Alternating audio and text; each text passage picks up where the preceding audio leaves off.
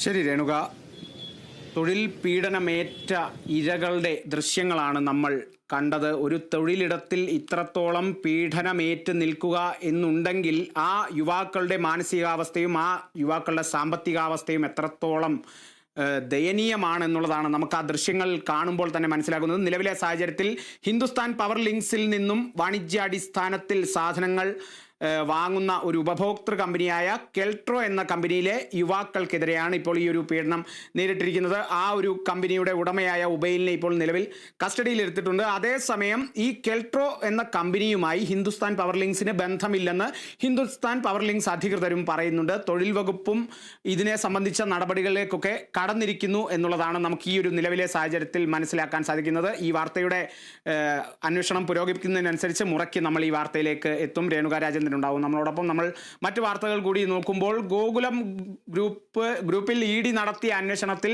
1.5 കോടി രൂപ പിടിച്ചെടുത്തു. ഫെമ നിയമം ലംഘിച്ചതിന്റെ രേഖകളും കണ്ടെത്തിയിട്ടുണ്ട്.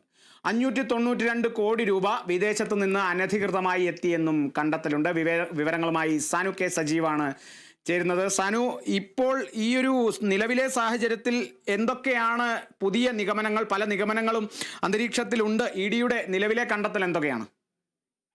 കാളിദാസ്, ഇന്നലെ രാവിലെ 9:30 ചെന്നൈയിൽ തുടങ്ങിയ ഇ ഡിയുടെ റെയ്ഡ് അത് കേരളത്തിലും കൊച്ചിയിലും കോഴിക്കോടും അടക്കം നീണ്ടുനിന്നൊരു റെയ്ഡ് ഇന്ന് പുലർച്ചെ 12 മണിയോടുകൂടിയാണ് അവസാനിച്ചത്. എന്തായാലും ഈ റെയ്ഡുമായി ബന്ധപ്പെട്ടിട്ട് നിരവധി ഊഹാപോഹങ്ങളടക്കം നിരവധി വാർത്തകളടക്കം പുറത്തു വരുന്ന വേളയിൽ ഇ ഡി തന്നെ അതിലൊരു വ്യക്തത വരുത്തിയിരിക്കുകയാണ്. ഇന്നലെ നടത്തിയ റെയ്ഡിൽ 592.54 കോടി രൂപയുടെ വിദേശ നാണയ വിനിമയ ചട്ട ലംഘനത്തിലൂടെ സ്വരൂപിച്ചു, അല്ലെങ്കിൽ ഗോകുലം ഗ്രൂപ്പിന്റെ വിവിധ സ്ഥാപനങ്ങളിലേക്ക് എത്തി എന്നൊരു കണ്ടെത്തലാണ് ഇ ഡിയുടെ പരിശോധനയിൽ ഉണ്ടായിരിക്കുന്നത്. അതിൽ 371.80 കോടി രൂപ പണമായിട്ടും അതേപോലെ തന്നെ 220.74 കോടി രൂപ ചെക്കായിട്ടും വിദേശ നാണയ ഫെമ നിയമം ലംഘിച്ചുകൊണ്ട്, വിദേശ നാണയ വിനിമയ ചട്ടം ലംഘിച്ചുകൊണ്ട് ഗോകുലം ഗ്രൂപ്പിന്റെ വിവിധ കമ്പനികളിലേക്ക്, വിവിധ സ്ഥാപനങ്ങളിലേക്ക് എത്തി എന്നുള്ളൊരു പ്രധാനപ്പെട്ട ഒരു കണ്ടെത്തലാണ് ഇ ഡിയും അതേപോലെ തന്നെ ഇൻകം ടാക്സും സംയുക്തമായിട്ട് നടത്തിയ റെയ്ഡിൽ കണ്ടെത്തിയിരിക്കുന്നത്. അതേപോലെ തന്നെ 1.5 കോടി രൂപ ചെന്നൈയിൽ നടത്തിയ ഗോകുലം ചിട്ടീസിന്റെ ചെന്നൈയിലെ കോർപ്പറേറ്റ് ഓഫീസിൽ നടത്തിയ തെരച്ചിലിൽ 1.5 കോടി രൂപ, കണക്കിൽപ്പെടാത്ത 1.5 കോടി രൂപ ഇ ഡി കണ്ടുകെട്ടുകയും അല്ലെങ്കിൽ ഇ ഡി കസ്റ്റഡിയിലെടുക്കുകയും ചെയ്തിട്ടുണ്ട്. എന്തായാലും 2016 മുതലുള്ള കേസുകൾ, ഈ ഗോകുലം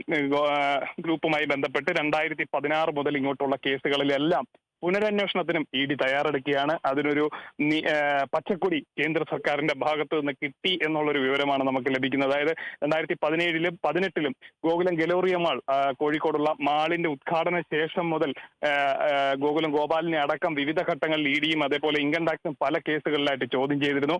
അത്തരം കേസുകളിൽ കുറ്റപത്രം സമർപ്പിക്കാനിരുന്ന കേസിൽ പോലും അടുത്ത ആഴ്ച കുറ്റപത്രം സമർപ്പിക്കാൻ ഒരു കേസിലിരിക്കുകയായിരുന്നു. ആ കേസ് പോലും കുറ്റപത്രം സമർപ്പിക്കേണ്ട, അതിന് പുനരന്വേഷണം നടത്തണം എന്നുള്ള രീതിയിലുള്ള ഒരു നിർദ്ദേശം ഇ ഡിക്ക് ലഭിച്ചതായിട്ടുള്ള സൂചനകളാണ് നമുക്ക് ലഭിക്കുന്നത്. എന്തായാലും പരിശോധനകൾ തുടരുകയാണ്. കഴിഞ്ഞ ദിവസം ചെന്നൈയിൽ നടത്തിയ പരിശോധനയിൽ നിരവധി ഡിജിറ്റൽ രേഖകളും ഒപ്പം ബാങ്ക് ട്രാൻസാക്ഷനുകളുമായിട്ട് ബന്ധപ്പെട്ടിട്ടുള്ള നിരവധി രേഖകളടക്കം ഇ ഡി പിടിച്ചെടുത്തിട്ടുണ്ട്. അതിന്റെ സൂക്ഷ്മമായിട്ടുള്ള പരിശോധനയും ഒപ്പം ഗോകുലം ഗോപാലിനെ ചോദ്യം ചെയ്തിരുന്നു. അദ്ദേഹത്തിന്റെ മകനെയും ബൈജു ഗോപാലിനെ അടക്കം ചോദ്യം ചെയ്തിരുന്നു. ഇവരിൽ നിന്ന് കിട്ടിയ വിവരങ്ങളടക്കം ക്രോഡീകരിച്ചുകൊണ്ട് അല്ലെ വിശദമായിട്ട് പരിശോധിച്ചുകൊണ്ട് തുടർ നടപടികളിലേക്ക് കടക്കുന്നതിന് വേണ്ടിയിട്ടുള്ള നീക്കങ്ങളാണ് ഈ നടത്തുന്നത്. എന്തായാലും വലിയൊരു സാമ്പത്തിക ക്രമക്കേട് വടക്കേ ഇന്ത്യ കേന്ദ്രീകരിച്ച് പ്രവർത്തിക്കുന്ന ഗോകുലം കമ്പനിയുടെ വിവിധ സ്ഥാപനങ്ങളിലേക്ക് ഫെമ നിയമം മറികടന്നുകൊണ്ട്, വിദേശ നാണയ വിനിമയ ചട്ടം ലംഘിച്ചുകൊണ്ട് വലിയ തോതിൽ പണം എത്തിയിട്ടുണ്ടെന്നും സ്വകാര്യ ചാനലിന്റെ മറവിൽ പോലും പണം എത്തിയിട്ടുണ്ടെന്നും ഈ പണം എത്തിച്ചയാൾ വിദേശത്ത് ജയിലിൽ അല്ലെങ്കിൽ വീട്ടു തടങ്കലിലാണ് എന്നുള്ളൊരു സുപ്രധാന വിവരവും ഇ ഡി കണ്ടെത്തിയിട്ടുണ്ട്. അത് അന്വേഷണ ഏജൻസികൾ കണ്ടെത്തിയിട്ടുണ്ട്.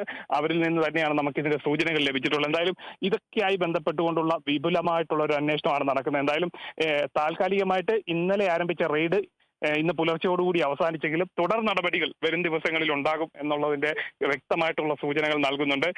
കൂടുതൽ രേഖകൾ പരിശോധിക്കുന്നുണ്ട്. പഴയ കേസുകളെല്ലാം വീണ്ടും അന്വേഷണത്തിന് വേണ്ടി തയ്യാറെടുക്കുകയാണ്. അല്ലെങ്കിൽ ഇ ഡി വീണ്ടും അന്വേഷണത്തിലേക്ക് കൊണ്ടിരുന്ന നടപടികളിലേക്കൊക്കെ നീങ്ങിയിരിക്കുകയാണ്. എന്തായാലും നിലവിൽ 1.5 കോടി രൂപയാണ് കഴിഞ്ഞ ദിവസം നടത്തിയിട്ടുള്ള റെയ്ഡിൽ കണ്ടെത്തിയിരിക്കുന്നത്. 500-ലധികം കോടി രൂപ, അതായത് 592.54 കോടി രൂപയുടെ ഫെമ നിയമ ലംഘനവുമായി ബന്ധപ്പെട്ടിട്ട് കഴിഞ്ഞ കുറച്ച് നാളുകൾക്കിടയിൽ ഗോകുലം കമ്പനീസിലേക്ക് വന്നിട്ടുണ്ട് എന്നുള്ളൊരു സുപ്രധാന കണ്ടെത്തലാണ് ഇ ഡി നടത്തിയിരിക്കുന്നത്. ഇതുമായി ബന്ധപ്പെട്ടുകൊണ്ട് പത്രക്കുറിപ്പും ഇ ഡി ഇറക്കിയിട്ടുണ്ട്. കാളിദാസ്. സനു, 2023-ലും ED-യുടെ പരിശോധന ഉണ്ടായിരുന്നു ഗോകുലം ഗ്രൂപ്പിനെതിരെ. അതോടൊപ്പം തന്നെ 2017-ൽ ആദായ നികുതി വകുപ്പിന്റെ പരിശോധനയും ഉണ്ടായിരുന്നു. ഈ പരിശോധനകളുടെയും ഈ അന്വേഷണങ്ങളുടെയും ഒക്കെ ചരിത്രം കൂടി ബാധിക്കും ഈ കേസിൽ എന്നുള്ളതും കൂടി നമുക്ക് ഈ ഒരു നിമിഷത്തിൽ മനസ്സിലാക്കാം, അല്ലേ?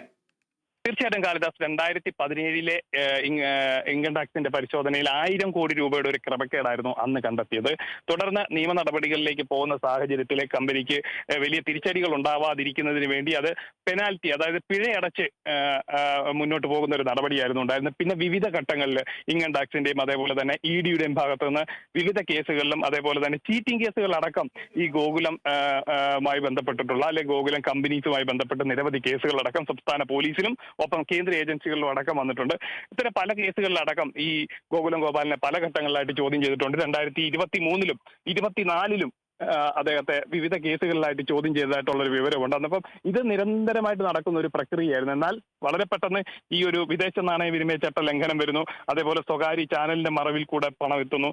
ഇത്തരം കേസുകളെല്ലാം കൂടെ ഒന്നിച്ചെത്തിയ വേളയിലാണ് ED ഇത് പുനരന്വേഷിക്കാൻ 2016 മുതലുള്ള കേസുകളെല്ലാം പുനരന്വേഷിക്കുന്നതിന് വേണ്ടിയിട്ടുള്ള ഒരു നടപടിയിലേക്ക് നീങ്ങിയത്.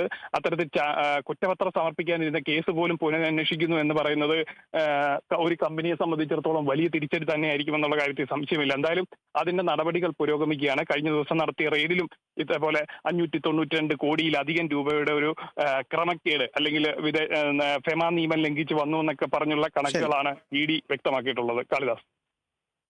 ശരി, സാനു കെ സജീവാണ് വിവരങ്ങൾ നൽകിയത്.